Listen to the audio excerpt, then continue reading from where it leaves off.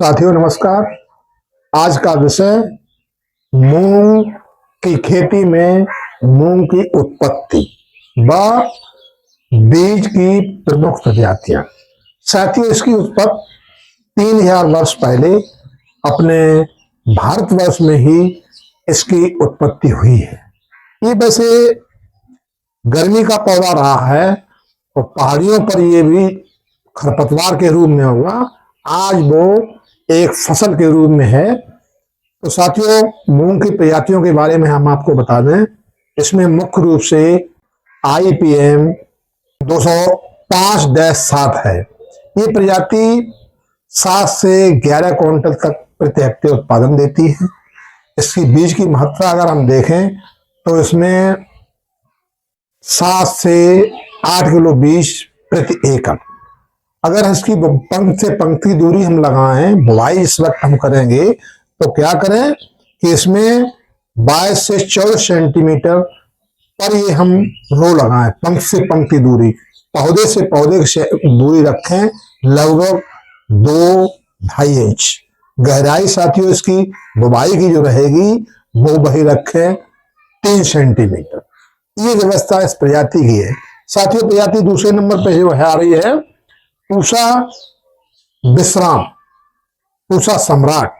एक सम्राट प्रजाति है, बहुत अच्छी उत्पादन देने वाली है, जिसमें मुख्य रूप से 8 से 11 क्विंटल ही इसमें उत्पादन रहता है। सेम व्यवस्था है, लेकिन इसमें फलियां जो रहेंगी इतनी बेहतर होती हैं कि आप उनकी लंबाई अगर देखें तो लंबाई अच्छा, दाना चमकीला, ये विशेषताएं इसकी हैं। साथियों एक प्रजाति इसमें आ रही है पूसा 1431। ये ICR पूसा की प्रजाति है और ये प्रजाति दिल्ली ICR पूसा से निकाली हुई है। और इस प्रजाति का उत्पादन देखें तो उत्पादन बड़ा अच्छा है, लगभग 8 से 11 क्विंटल प्रति एकड़ इसमें उत्पादन रहता है। अगर बीज की मात्रा तो लगभग सेम है, दाना इसका चमकीला, और जो पीला मोजेक रोग जो आता है वो से सहनशीलता इसमें है। तो साथियों ये प्रजाति जो है इतनी बेहतर प्रजाति है कि आज भी इससे प्रजाति से किसान अच्छा लाभ, विशेषकर उत्तर प्रदेश हो, मध्य प्रदेश हो, राजस्थान हो, यहाँ ये प्रजाति इतनी बेहतर है कि समस्त किसान इसी की मांग करते हैं। साथियों एक एग्री स्टार की प्रजाति है 444। ये प्रजाति क्या है, इसका मीडियम साइज का दाना रहता है। उत्पादन शायद हम मानते हैं कि उतना ही है, लगभग 7 से 11 क्विंटल। लेकिन ये भी प्रजाति अपने जमाने की हीरो रही है। ऐसी बात नहीं है कि जैसे किसान ज्यादा बुवाई करें, ज्यादा मांग करें, तो उस प्रजाति में कुछ न कुछ विशेषताएं हैं जो किसान उस प्रजाति को मांग रहा है। तो साथियों ये भी प्रजाति बहुत बेहतर है।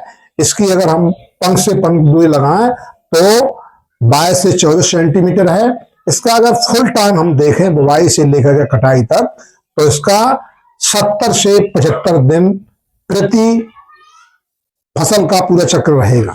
साथियों इसकी अगर हम सिंचाई की बात करें, वैसे तो अगर चिकनी दोमट मिट्टी है तो 3 से 4 सिंचाई, लेकिन अगर कहीं रेत टाइप या दोमट टाइप मिट्टी है तो वहां पर 4 से 5 सिंचाई लगने की संभावना है।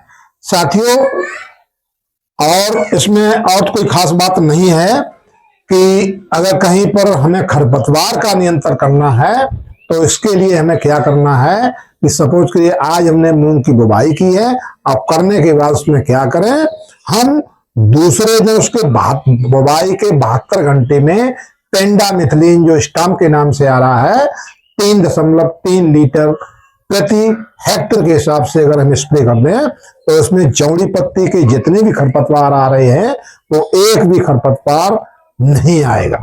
की खेती में मूंग की प्रजातियां व बीज उपचार। साथियों बीज उपचार बहुत जरूरी है। क्यों जरूरी साथियों है? अगर बीज उपचार हम नहीं करते हैं तो क्या होता है कि बीज से उत्पन्न होने वाली जो बीमारियां हैं वो अगर हम उपचारित बीज नहीं करेंगे तो वो बीमारियां जाके खेत में पहुंचेंगी और खेत में पहुंचने के बाद वो बीमारी खेत में आएगी। जो आएगी तो उस वक्त आप निदान नहीं कर सकते हैं, या निदान करेंगे भी तो पूर्ण रूप से नहीं हो पाए। इस वजह से बुवाई से पहले अगर हम नियंत्रण कर लें तो ये बेहतर होगा। साथ ही से हम कई चीजों से कर सकते हैं। सबसे अच्छा जो रहेगा वो ट्राइकोडर्मा। क्या करें, ट्राइकोडर्मा को लें, अपनी कृषि रक्षा इकाई पे भी उपलब्ध है, 100 रुपए किलो है, और आप लेंगे उसे तो उसमें से 1 किलो बीज में 5 से 6 ग्राम ट्राइकोडर्मा ले लें। सपोज करो आपके पास 20 किलो बीज है और 20 पंजे 100 ग्राम आप ट्राइकोडर्मा को ले लें, हल्का पानी का छींट मारें और उसे बिखेर लें, और बिखेर करके इसे हाथों से ही मिला दें। मिलाने के बाद छाया जगह में सुखा करके और हम 1 घंटे या 2 घंटे में शाम के समय इसकी बुवाई कर दें, तो उससे क्या होगा कि बीज से उत्पन्न होने वाली जो बीमारियां हैं वो एक भी आपके खेत में नहीं पहुंचेगी। साथियों, ये व्यवस्था है। दूसरा, हम थीरम से भी इसे उपचार कर सकते हैं, और इसे हम राइजोबियम से भी कर सकते हैं। राइजोबियम कल्चर एक आ रहा है, उसे हम क्या कर लें, 1-250 ग्राम का पैकेट, 10 किलो बीज, उसमें हल्का गुड़ और डाल दें, डाल के उसका पेस्ट बना लें, और पेस्ट जब बन जाए तो 10 किलो बीज है उस पर लें और उसे बिखेर लें।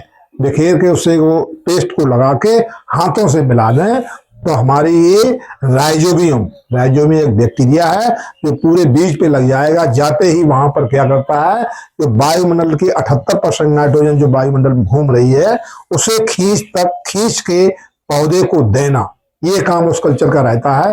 बड़ा अच्छा कारगर है। तो साथियों, इसी के साथ अगर आप खेती करेंगे तो हम मानते हैं कि 100% उत्पादन बेहतर रहेगा और भूमि की संरचना भी बेहतर रहेगी। इसमें 2 विशेषताएं हैं, एक तो आम के आम और गुठलियों के दाम। दूसरा ये है कि हम बीज तो ले ही लेंगे, लेकिन मूंग जो है हरी खाद के लिए बहुत बेहतर है। 2 दाल वाली जितनी फसलें हैं वो हरी खाद के लिए, तो खेत भी उपजाऊ होगा और उत्पादन ही आपको मिलेगा। इसी के साथ मैं अपनी वाणी को विराम करता हूँ। जय हिंद, जय भारत, जय किसान।